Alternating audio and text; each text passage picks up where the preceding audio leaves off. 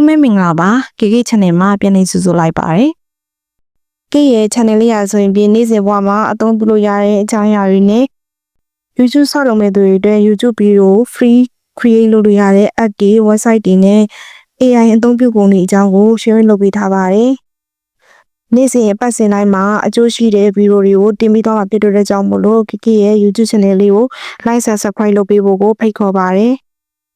ဒီနေ့မှာတော့ YouTube ကဗီဒီယိုတွေကိုမြန်မာစာရင်းထုတ်နဲ့ direct ကြည့်နေလေးကို share လုပ်ပေးသွားမှာပဲဖြစ်ပါတယ်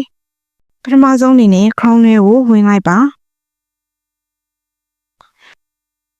search bar မှာ YouTube လို့ရိုက်ရှာလိုက်ပါထိပ်ဆုံးမှာတွေ့တဲ့ youtube.com နဲ့ကိုဝင်လိုက်ပါ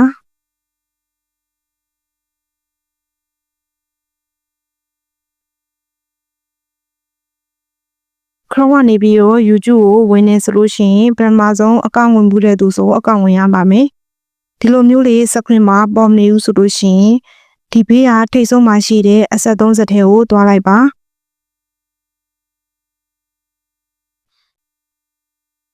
အဆက်30ထဲကိုဝင်ပြီးတော့နှိပ်လိုက်ပါဒီမှာ desktop size ဆိုတဲ့ဟာလေးကိုတွေ့ပါလိမ့်မယ်ဒီဘေးကအကွက်လေးမှာအမှန်ကြီးလေးချိပေးထားမှာဖြစ်ပါတယ်ဒါဆိုရင်တော့ဒီလို home screen မျိုးကိုပေါ်မှာပဲဖြစ်ပါတယ်ကိုက YouTube ရဲ့ဗီဒီယိုတွေကိုမြန်မာစာနယ်တို့နဲ့ကြည့်ချင်တာဖြစ်တဲ့အတွက်ကြောင့်မလို့မြန်မာစာနယ်တို့စတင်ချင်ရပါမယ်ဒါကြောင့်ဗီဒီယိုတစ်ခုတည်းကိုဝင်လိုက်ပါ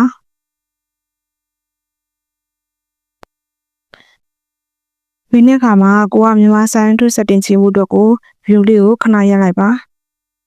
ရက်ပြီးတော့ဗီဒီယိုရဲ့အောက်မှာရှိတဲ့ setting ဆိုတဲ့ဟာလေးကိုဝင်လိုက်ပါ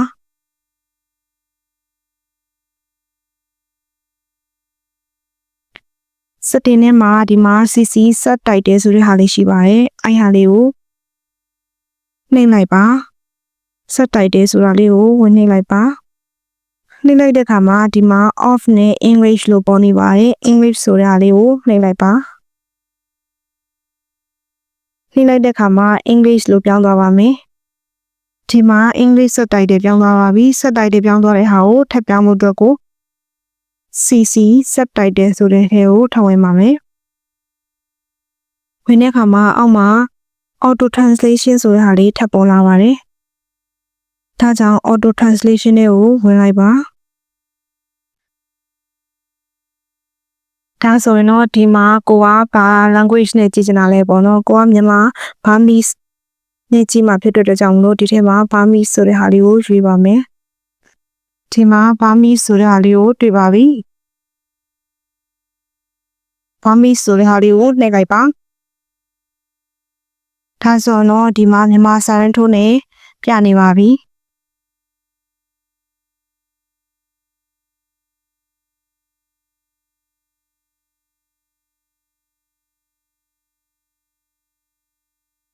ဒါဆိုရင်တော့ဒီမှာမြန်မာစာရင်းထိုးနဲ့ပြနေပါပြီ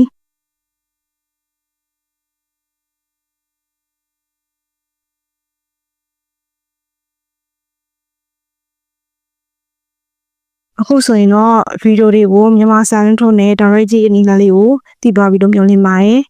အားလုံးကိုကျေးဇူးအများကြီးတင်ပါတယ်တကယ်လို့အကျိုးရှိတယ်ဆိုလို့ရှိရင်ဗီဒီယိုလေးကို like and share လုပ်ပေးဖို့နဲ့ကေရဲ့ channel လေးကိုလည်း subscribe လုပ်ပေးဖို့တောင်းဆိုပါတယ်ရှင်အားလုံးကိုကျေးဇူးအများကြီးတင်ပါတယ်အားလုံးပဲအဆင်ပြေကြပါစေ